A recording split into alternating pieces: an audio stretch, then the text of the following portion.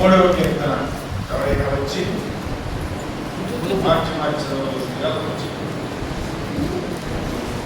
73వ కీర్తన.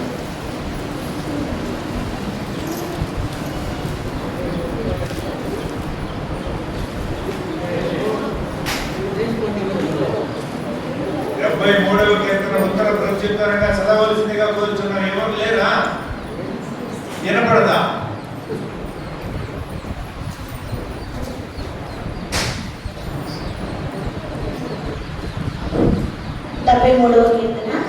ఇశ్రాయేలీయుల ఎడల శుద్ధహృదయుల ఎడల నిశ్చయముగా దేవుడు దయాళుడై ఉన్నాడు. నా పాదములు జారుట కొంచెమే తప్పెను, నా అడుగులు జార సిద్ధమాయెను. భక్తిహీనుల క్షేమము నా కంటపడినప్పుడు గర్వించు వారిని బట్టి నేను మత్సరపడుతుని. మరణమందు వారికి యాతనలు లేవు, వారు పుష్టిగా ఉన్నారు. ఇతరులకు కలుగు ఇబ్బందులు వారికి కలుగవు, ఇతరులకు పుట్టినట్లు వారికి తెగులు పుట్టదు. కావున గర్వము కంఠహారము వలె వారిని చుట్టుకొనుచున్నది, వస్త్రముల వలె వారు బలాత్కారములు ధరించుకొందురు. క్రొవ్వు చేత వారి కన్నులు మెరకలై ఉన్నవి, వారి హృదయాలోచనలు బయటికి కానవచ్చుచున్నవి. ఎగతాళి చేయించు బలాత్కారము చేత జరుగు కీడును గూర్చి వారు మాటలాడుదురు, గర్వముగా మాటలాడుదురు. ఆకాశము తట్టు వారి ముఖము ఎత్తుదురు, వారి నాలుక భూసంచారము చేయును. వారి జనము వారి పక్షమున చేరును, వారు జలపానము సమృద్ధిగా చేయుదురు. దేవుడు ఎట్లు తెలుసుకొను, మహోన్నతునికి తెలివి ఉన్నదా అని వారు అనుకొందురు. ఇదిగో ఇట్టివారు బలహీనులు, వీరు ఎల్లప్పుడూ నిశ్చయితగలవారై ధనవృద్ధి చేసుకొందురు. నా హృదయమును నేను శుద్ధి చేసుకొని యుండుటకు వ్యర్థమే, నా చేతులు కడుక్కొని నిర్మలుడనై యుండుట వ్యర్థమే. దినమంతయు నాకు బాధ కలుగుచున్నది, ప్రతి ఉదయమున నాకు శిక్ష వచ్చుచున్నది. ఇలాగూ వచ్చుడింతునని నేను అనుకొనిన ఎడల నేను నీ కుమారుల వంశమున మోసపుచ్చువాడనగుదును. అయినను దీనిని తెలుసుకొనవలనని ఆలోచించినప్పుడు నేను దేవుని పరిశుద్ధ స్థలములోనికి పోయి వారి అంతమును గూర్చి ధ్యానించు వరకు ఆ సంగతి నాకు ఆయాసకరముగా ఉండెను. నిశ్చయముగా నీవు వారిని కాలుజారు చోటునే ఉంచి ఉన్నావు, వారు నశించినట్లు వారిని పడవేయుచున్నావు. క్షణమాత్రములోనే వారు పాడైపోవుదురు, మహాభయము చేత వారు కడముట్ట నశించుదురు. మేలుకొనిన వాడు వారు తాను కన్నుల కల మర్చిపోవునట్లు ప్రభువా నువ్వు మేలుకొని వారి బ్రతుకును తృణీకరించుము. నా హృదయము మత్సరపడెను, నా అంతరంత్రియములలో నేను వ్యాకులపడితిని. నేను తెలివిలేని పశుప్రాయుడనైతిని, నీ సన్నిధిని మృగము వంటి వాడినైతిని. అయినను నేను ఎల్లప్పుడూ నీ యొద్దనున్నాను, నా కుడి చేయి నీవు పట్టుకొని ఉన్నావు.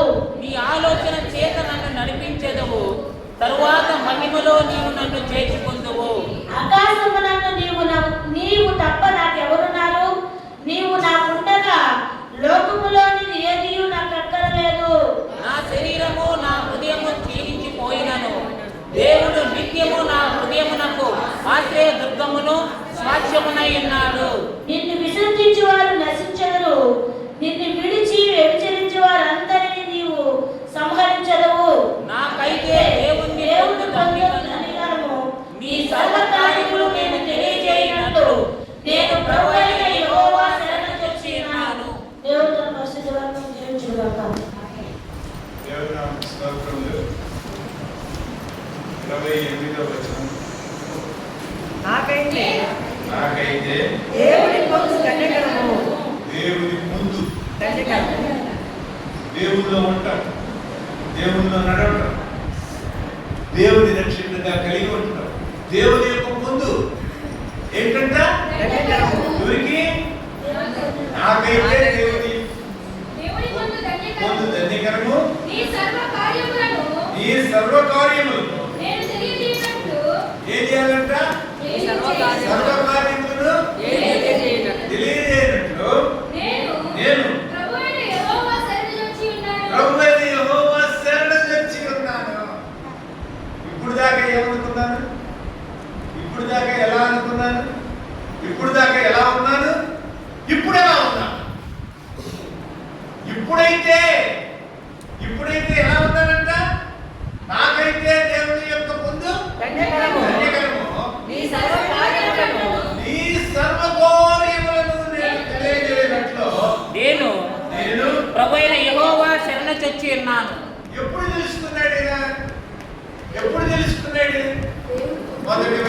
ఏమంటున్నాడు చూడండి. ఇశ్రాయేలు ఎడల ఇశ్రాయేలు ఎడల శుద్ధ హృదయుని ఎడల హృదయుల ఎడల నిశ్చయముగా నిశ్చయముగా దేవుడు దయాళుడై ఉన్నాడు. దేవుడు దయాళుడై ఉన్నాడు. ఎవరి ఎడల దేవుడు దయాళుడంటే ఇశ్రాయేలు ఎడల ఇశ్రాయేలు ఎడల. ఇశ్రాయేలు ఎడల దేవుడు దయాళుడు. శుద్ధ ఈరోజు దేవుడు నీకు దయాళుడిగా ఉండాలి. ఈరోజు నీకు దేవుడు దయాళుడిగా ఉండాలి అంటే ఇశ్రాయేలు ఎడల శుద్ధ హృదయుల ఎడల నిశ్చయముగా యెహోవా దయాళుడు. కాబట్టి నువ్వు ఇశ్రాయేలుడివైనా ఉండాలి లేదా శుద్ధ హృదయుడివైనా ఉండాలి. ఇశ్రాయేలు ఎలా అవుతాం మనం? యేసు ప్రభువుని సొంత రక్షకుడిగా కలిగి ఉండటం ద్వారా నీ హృదయం దేవునికి అర్పించడం ద్వారా నీ జీవితం ఏమైపోతుంది? మారిపోతుంది. ఇశ్రాయేలు ఏమిటి? ఇశ్రాయేలు దేశం కాదు, ఇశ్రాయేలు వంశస్థులు కాదు. ఎందుకని దేవుడు యాకోబుకు ఇశ్రాయేలు పేరు పెట్టాడంటే దేవునితోటి పోరాడి గెలిచాడు. ఈనాడు నువ్వు దేవునితోటి పోరాడి గెలిచేవాడిగా ఉంటే నీవు కూడా ఇశ్రాయేలు. దేవుడు ఆ ధన్యత ఇచ్చాడు. ఈరోజు మనందరికీ ఇశ్రాయేలు అనేటువంటి ధన్యత దేవుడు ఇచ్చాడు. ఎప్పుడు? నీ జీవితంలో మత్సర పడితే కాదు. సరే, ఏం చేశాడు కదా? ఇప్పుడైతే అంటున్నాడు, నా దేవుని యొక్క పొందు ధన్యకరము, ఆయన యొక్క సర్వ కార్యములను నేను కీర్తించినట్లు స్తుతించినట్లు తెలియజేయనట్లు నేను యెహోవా సన్నిధికి వచ్చి ఉన్నాను అని అంటున్నాడు. కానీ రెండవ వచనంలో ఏమన్నాడు? నా అడుగులు నా పాదములు జారుటకు కొంచెమే తప్పెను.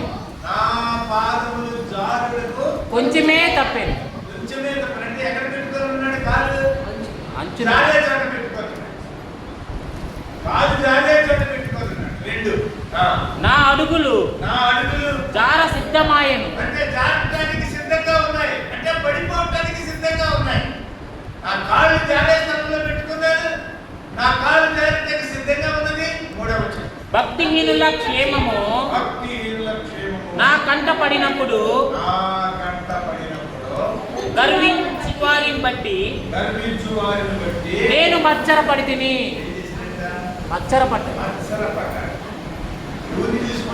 గర్వించు వారిని భక్తిహీనులు చూసారా? భక్తిహీనులను చూసి మత్సరపడి. ఎందుకు మత్సరపడ్డాడు? ఎందుకు అసలు మత్సరం? ఒక ధనవంతుడిని చూసి నేను కూడా ధనవంతుడు ఉంటే, ఒక కారు కలవాడిని చూసి నాకు కూడా కారు ఉంటే, ఒక స్కూటర్ కలవాడిని చూసి నాకు కూడా ఒక స్కూటర్ ఉంటే, ఒక మిద్దె గలవాడిని చూసి నాకు కూడా ఒక మిద్దె ఉంటే మన హృదయం ఏముంటుంది? మత్సరం. ప్రభు ఏమంటున్నాడు? గర్వించు వారిని బట్టి నేను మత్సరపడి తిని. చూసారా? గర్వించు వారిని బట్టి నేను మత్సరపడ్డాను, చెడ్డవారిని చూసి నేను మత్సరపడ్డాను. 37:1 కీర్తన 37వ అధ్యాయం 1వ వచనం. చెడ్డవారిని చూచి నీవు వ్యసనపడకుము, దుష్కార్యములు చేయవారిని చూచి మత్సరపడకుము. మరి మత్సరపడద్దని చెప్పాడా? చెడ్డవారిని చూసి మత్సరపడద్దన్నాడా? దుష్కార్యములు చూసి వారిని చూసి మత్సరపడద్దన్నాడా? మరి ఏం చేశాడు? మత్సరపడ్డాడు. ఎవరిని చూసి? గర్వించు వారిని చూసి. ఎవరిని చూసి? భక్తిహీనులను చూసి. భక్తిహీనులను చూసి ఏం చేశాడు? మత్సరపడ్డాడు. దేవుడు ఏమంటున్నాడు? మత్సరపడద్దు అంటున్నాడు. ఎందుకు మత్సరపడ్డాడు? ఎందుకు మత్సరపడ్డాడంట? ఎందుకు మత్సరపడ్డాడంటే 4వ వచనం, మరణమందు వారికి యాతనలు లేవు, చచ్చిపోతామనే భయం కూడా లేదంట వాళ్ళకి. పుష్టిగా ఉన్నారు. ఎవరు? గర్విష్ఠులు, భక్తిహీనులు. నేను ఇంత భక్తి చేస్తుంటే, నేను ఇంత దేవునిలో భయభక్తులు కలిగి ఉంటే, ఇంతగా నేను దేవుడిని ఆశ్రయించుంటే, నాకేమో కాళ్ళకు తగ్గదు భయమే, నాకేమో చేయలేదు తగ్గదు భయమే. చూసారా? దేవుడిని నమ్ముకోకుండా హెచ్చరికగా తిరుగుతా, సంతోషంగా ఉంటా, హాయిగా ఉంటా,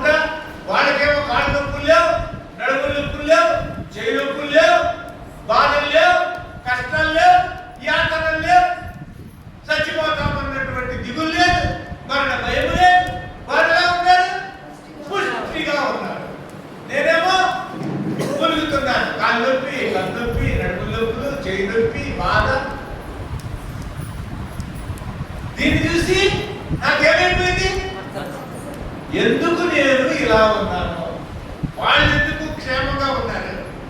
వాళ్ళు భక్తి ఇల్లు కదా, దేవుని ఎరగని వారు కదా, మరి వాళ్ళు బాగుంటామేంటి? వాళ్ళకి యాత్రలు లేకుండా ఉంటామేంటి? నేను ఇలా ఉంటానేంటి అని చెప్పి ఏం చేశాడు? మత్సరపడ్డాడు. ప్రభు అంటున్నాడు, మత్సర పడకూడదు, ఎవరు మత్సర పడకూడదు. ప్రభువు చెప్పే మాట సామెతల గ్రంథం 23వ అధ్యాయం 17వ వచనం.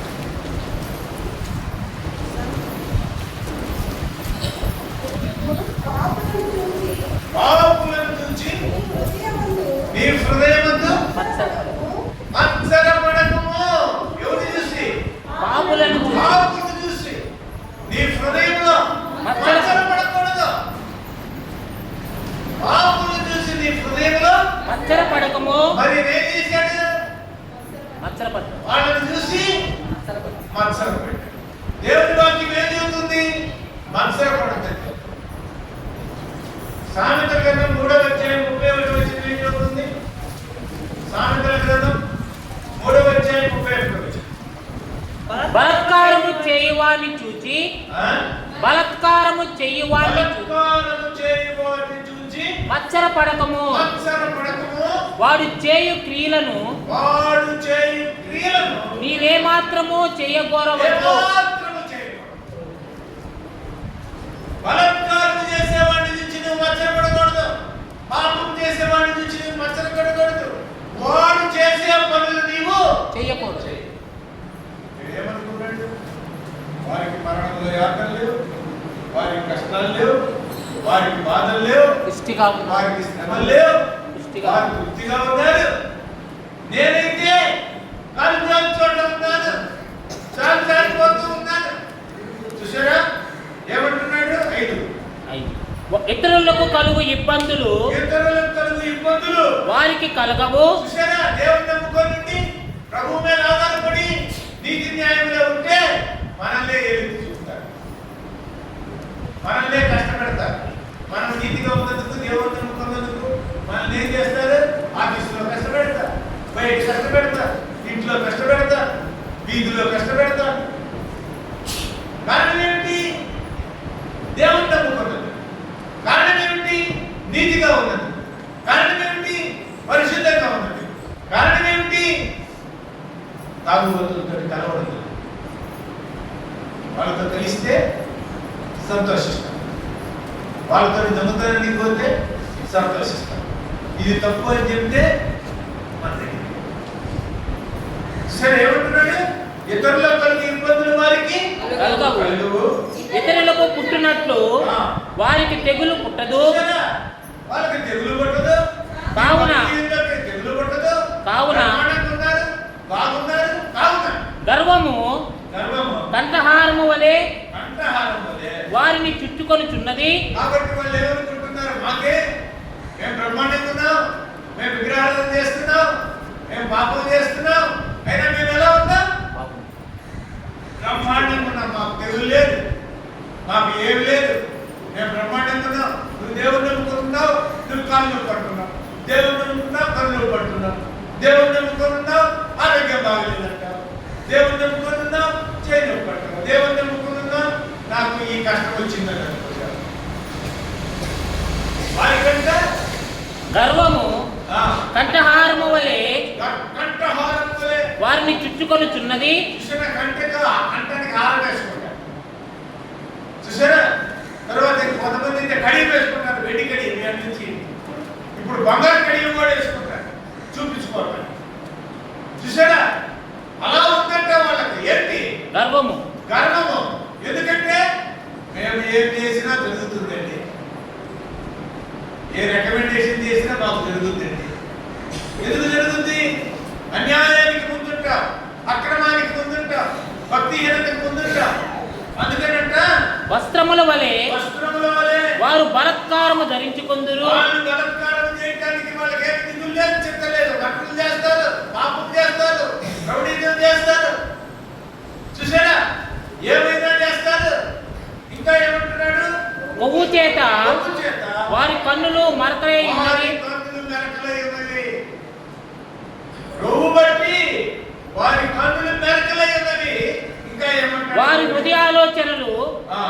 బయటకు కానవచ్చుచున్నవి ఎగతాళి చేయుచు. చూసారా 9వ వచనం, ఆకాశము తట్టు వారు ముఖము ఎత్తుదురు. చూసారా మాకేమని చెప్పేసి ఆకాశము తట్టు ముఖము ఎత్తుదురు, వారి నాలుక భూసంచారము చేయును. ఏం చేస్తారు వారి నాలుక? భూసంచారం ఇక్కడ నుండి వాళ్ళు మాట్లాడి వాళ్ళు చెబితే హైదరాబాద్లో పని అయిపోవాలి. ఇక్కడ నుండి వాళ్ళు మాట్లాడి చెబితే ఢిల్లీలో పని అయిపోవాలి. వాళ్ళకే మాట్లాడతారు ఉంటారు, వాళ్ళకి పనులు జరిగిపోతారు. మనకేమో ఏమి జరగదు. ఎంత చేసినా కూడా మనకి ఏమి జరగదు. కారణం ఏమిటి? మనము వారి వల్ల లేము. మనం ఎలా ఉన్నామంట? శుద్ధ హృదయం కలిగి ఉన్నాం. అందుకని భక్తుడు ఏమన్నాడంటే, ఏమంటున్నాడు చూడండి, ఏమంటున్నాడు చూడండి. 11వ వచనం, దేవుడు ఎట్లు తెలుసుకుంటాడయ్యా? దేవుడు లేని వాళ్ళు ఇట్లున్నారు. వారి నాలుగు భూసంచారం చేస్తుంది, వారి కళ్ళు ప్రభు బట్టి మెరకలై ఉన్నాయి. వాళ్ళకేమో కనిపించడం లేదు, వాళ్ళ ఇష్టం. మంచి చెడులు వాళ్ళకి కనిపించడం లేదు. చూసారా?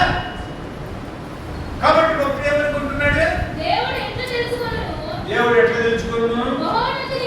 మనోహరతుడికి దేవుడికి తెలివిందా అని వారు అనుకుందరు. ఇదిగో ఇట్టివారు భక్తిహీనులు,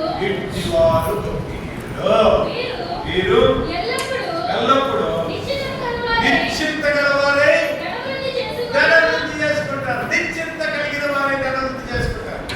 ఇది పాపమే, ఇది చేయకూడదే, ఈ అన్యాయంగా సంపాదించకూడదే అనేది వారికి ఉండదా? చూసారా? నిశ్చింతగా సంపాదిస్తారు, వడ్డీకి ఇస్తారు, వడ్డీకి ఇచ్చి సంపాదించుకుంటారు. చూసారా ఏమన్నాడు దేవుడు? ద్రవ్యమును వడ్డీకి ఇవ్వకూడదు. దేవుడి వాక్కు. చూసారా ఏం చేస్తారు? ఏం చేస్తారంట? ధనవృద్ధి చేసుకుందురు. నా హృదయమును నేను శుద్ధి చేసుకొని ఉండుట వ్యర్థమే. ఈ భక్తులకు లోపించి వాళ్ళేమో ఇట్లున్నారు, వాళ్ళ మాట చెల్లుబడి అవుతుంది, వాళ్ళకి సమస్యలు పెరుగుతుంది, వాళ్ళు బ్రహ్మాండంగా ఉంటారు, ధనవృద్ధి చేసుకుంటున్నారు, వారికి కార్లు ఉన్నాయి, బిల్డింగ్లు ఉన్నాయి, అన్నీ ఉన్నాయి, పొరుగు ఉంది, మాటలు అన్నీ ఉన్నాయి. నేను ఎందుకు దేవుడిని నమ్ముకొని ఎట్లా ఉండాల్సి వస్తుంది? దేవుడిని నమ్ముకుంటే నాకేం వస్తుంది? ఏమంటున్నాడు చూడండి, ఇదిగో నా హృదయమును నేను శుద్ధి చేసుకొని ఉండుట. శుద్ధి చేసుకుని హృదయము శుద్ధి చేసుకొని పవిత్రపరచుకొని హృదయాన్ని శుద్ధి చేసుకొని ఉండుట వ్యర్థమే. ఏమండి? అటువంటి మనసు ఏమన్నా వస్తుందేమో నీకు జాగ్రత్త. అటువంటి మనసు ఏమన్నా వస్తుందేమో జాగ్రత్త. ఎందుకు నేను భక్తి చేసేది? దానివల్ల ఏమో ఉపయోగం ఉంది? చూసారా? ఈ భక్తి చేసి నాకు ఏమొచ్చింది అని అనుకుంటావేమో. చూసి ఏమంటున్నాడు? నా హృదయము నేను శుద్ధి వ్యర్థమే. నా చేతులు కడుక్కొని నిర్మలుడై ఉండుట వ్యర్థమే. దినమంతయు నాకు బాధ కలుగుతున్నది. సంతోషం లేదు, ఏమి లేదు. నేను శుద్ధ హృదయం కలిగి ఉంది, పరిశుద్ధంగా ఉంది, నీతి కలిగి ఉంది, యథార్థంగా ఉంటే నాకు దినమంతా ఏమవుతుంది? బాధే వస్తుంది. ప్రతి ఉదయమున నాకు శిక్షే వస్తుంది. ప్రతి ఉదయమున నాకు బాధే కలుగుతుంది. నొప్పులు తగ్గటం లేదు, ఆరోగ్యం రావటం లేదు, శక్తి రావటం లేదు, బలం రావటం లేదు. చూసారా? ఇలాగ ముచ్చటించునని అనుకుని ఎడలా నేను వంశమును మోసపుచ్చువాడతాను. అటువంటి తలంపు ఒకవేళ నీకు కానీ వస్తే నీవు మోసపుచ్చేవాడిగా ఉంటావు. నీ హృదయం మోసపుచ్చే హృదయం అయిపోతుందంట. అది ఎక్కడి నుంచి వస్తుంది? ప్రియుడా, అటువంటి వాటి నుంచి నువ్వు దూరంగా ఉండాలని అయినను దీనిని తెలుసుకొనవలనని. దీనిని తెలుసుకోవాలి. ఎందుకు ఇట్లా జరుగుతుంది అని చెప్పేసి ఆలోచించినప్పుడు నేను దేవుని పరిశుద్ధ స్థలములోనికి పోయి, ఎక్కడికి పోయాడంట? దేవుని పరిశుద్ధ దగ్గరికి పోయాడు. దేవుని పరిశుద్ధ స్థలంలోనికి పోయేసి అడుగుతున్నాడంట. వారి అంతమును గూర్చి ధ్యానించు వరకు ఆ సంగతి నాకు ఆయాసకరముగా ఉండెను. ఏ సంగతి? వాళ్ళు బాగున్నారే, నేను ఇట్లా ఉన్నానేమిటి, ఇలా పరిస్థితి ఏమిటి, నేను దేవుడిని నమ్ముకొని ఉంటే నేను ఇలా ఉండాలి కదా, దేవుడిని నమ్ముకొని ఉంటే నేను ఇటువంటి పరిస్థితి ఉండాలి కదా, ఏంటి ఇలా సంభవించిందని చెప్పేసి ఆయన ఎక్కడికి పోయి అడిగాడంట? దేవుని పరిశుద్ధ స్థలంలోనికి. కాబట్టి నీకు ఏదైనా కష్టం వస్తే ఎక్కడికి రావాలి? నీకు డౌట్ వస్తే ఎక్కడికి రావాలి? నీకు ఏదన్నా శ్రమ వస్తే ఎక్కడికి రావాలి? ఎటువంటి డౌట్ వచ్చినా కూడా, ఎటువంటి ఆయాసం వచ్చినా కూడా, ఎటువంటి మత్సరం వచ్చినా కూడా, ఎటువంటి శ్రమ వచ్చినా కూడా ఎక్కడికి రావాలి? దేవుని పరిశుద్ధ స్థలం, దేవుని సన్నిధి. అందుకు దేవుని సన్నిధికి రమ్మనేది. దేవుని సన్నిధికి వచ్చి ఏం చేశాడంటే వారి అంతమును గురించి ధ్యానించు వరకు ఆ సంగతి నాకు ఆయాసకరముగా ఉండెను. నిశ్చయముగా నీవు వారిని ఇప్పుడు దాకా ఏమనుకున్నాడు? నేను కాలుదారి చట్టమన్నాను అనుకున్నాడు. కానీ ఇప్పుడు దేవుని సన్నిధికి వచ్చి పరిశుద్ధిని తెలుసుకొని, దేవుని వాక్యం తెలుసుకొని, హృదయాన్ని స్థిరపరచుకొని, పరిశుద్ధంగా దేవుని సన్నిధిలో వచ్చి ధ్యానిస్తే అప్పుడు తెలిసింది వారు ఎక్కడ ఉన్నారంట? కాలుదారిన చోటనే. వాళ్ళు కాలుదారి చట్టున్నారు, తేలిగారు. అది ఎప్పుడు తెలుస్తుంది నీకు? దేవుని బిడ్డలుగా తెచ్చినప్పుడు. ఎప్పుడు తెలుస్తుంది? దేవుని సాంగత్యంలో ఉన్నప్పుడు. ఎప్పుడు తెలుస్తుంది? ప్రభు సన్నిధిలో ఉన్నప్పుడు తెలుస్తుంది.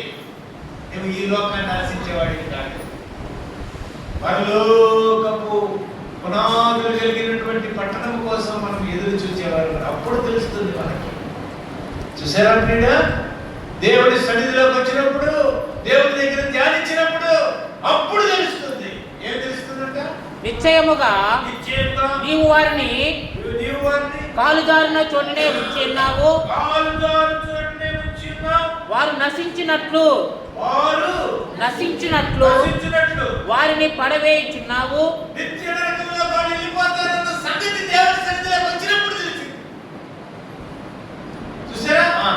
క్షమ మాత్రములోనే వారు పాడైపోవుదురు. మహాభయము చేత వారు కడముట్ట నశించుదురు. మేలుకొనిన వాడు తాను కన్న కల మరిచిపోవునట్లు ప్రభువా నీవు మేలుకొని వారి బ్రతుకును ధృవీకరింతువు. నా హృదయము మత్సరపడను. దేవుడి సన్నిధిలోకి వచ్చినప్పుడు తన గురించి తెలుసుకుంటాడు. దేవుడి సన్నిధికి వచ్చినప్పుడు తను ఎటువంటి వాడో తెలుసుకుంటాడు. వాక్యమనే అర్థంలో తన జీవితం తెలియబడుతుంది. దేవుని దగ్గర తన యొక్క స్థితి తెలియబడుతుంది. ఇంకా ఏమంటున్నాడు చూడండి? నా అంతేంద్రియములలో నేను వ్యాకుల పడితిని, నేను తెలివిలేని పశుప్రాయుడనైతిని. ఇవన్నీ నేను అనుకుని తెలివిలేని పశుప్రాయుడు మాదిరి ప్రవర్తించినాను. తెలివిలేని పశుప్రాయుడిని ఎట్లా తెలుసుకున్నాడు ఆయన? దేవుని మందిరంలోకి వచ్చి దేవుని వాక్యంతో సంధించబడ్డాడు. దేవుని యొక్క ఆత్మ కలిగినప్పుడు అప్పుడు అంటున్నాడు, ఏమంటున్నాడు? నేను తెలివిలేని పశుప్రాయుడనైతిని, నీ సన్నిధిని మృగము వంటి వాడనైతిని. దేవుని సన్నిధిలో మృగం వంటి వాడిగా ఉన్నావా? అయినను నేను ఎల్లప్పుడూ నీ యొద్దనున్నాను. ఎప్పుడైతే నువ్వు తగ్గించుకుంటావో, ఎప్పుడైతే నీ స్థితిని నువ్వు దేవుని దగ్గరికి చెప్పుకుంటావో, ఎప్పుడైతే నీ పరిస్థితిని దేవుని దగ్గరికి నువ్వు తీసుకుని నీ యొద్దనున్నాను. నేను ఎల్లప్పుడూ నీ యొద్ద ఉన్నాను. నా కుడి చెయ్యి నా కుడి చెయ్యి నీవు పట్టుకొని ఉన్నావు. నేను కాలు తెరచడం లేదు నాయనా. నా చెయ్యి ఎవరు పట్టుకొని ఉన్నారు? నువ్వు పట్టుకొని ఉన్నావు. చూశారా? దేవుని సన్నిధికి వచ్చినప్పుడు దేవుని సన్నిధికి వచ్చినప్పుడు ఎటువంటి ఆత్మీయ నిరీక్షణ కలుగుతుంది?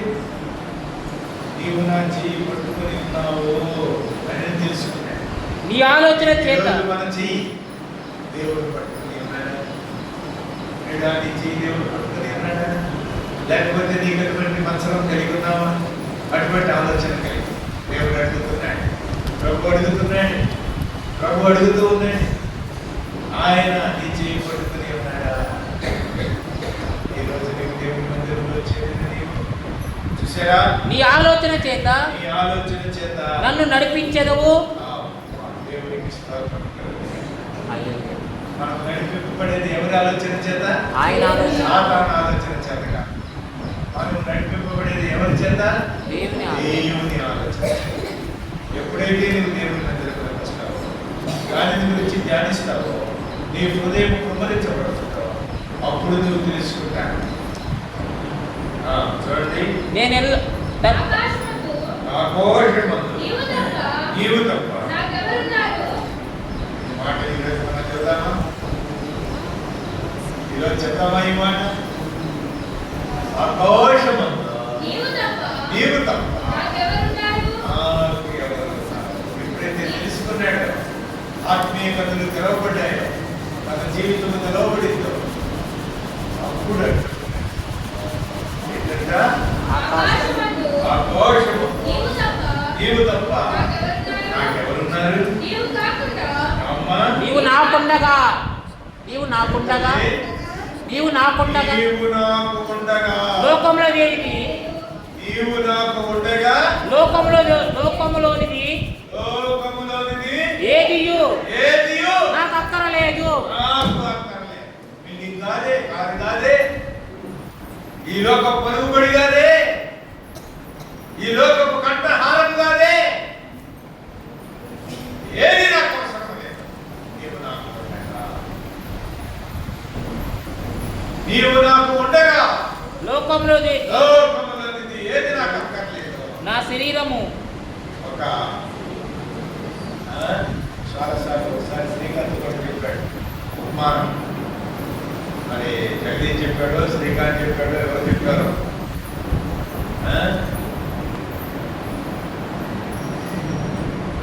ఏంటంటే రాజుగారు కూర్చుంది ఆడు అడిగితే వాడు ఏమన్నాడంట?